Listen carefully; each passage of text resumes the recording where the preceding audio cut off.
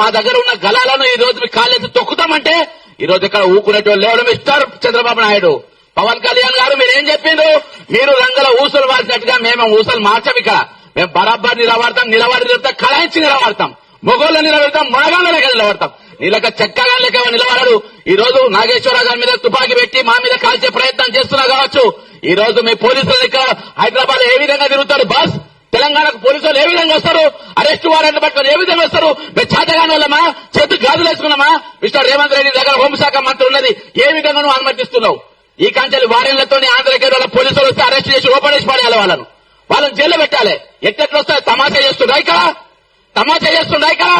ఇదే ఆఖరి ఎఫ్ఐఆర్ కావాలి, ఇదే లాస్ట్ ఎఫ్ఐఆర్ కావాలి.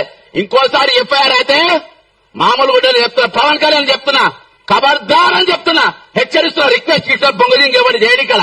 నువ్వు చేసి చూడు, ఇక్కడ అరెస్ట్ చేసి చూడు, కుక్క మీద కాళ్ళు తొక్కుతా నా కొడకల్లారా. జై తెలంగాణ, అమరవీరులకు జోహార్లు.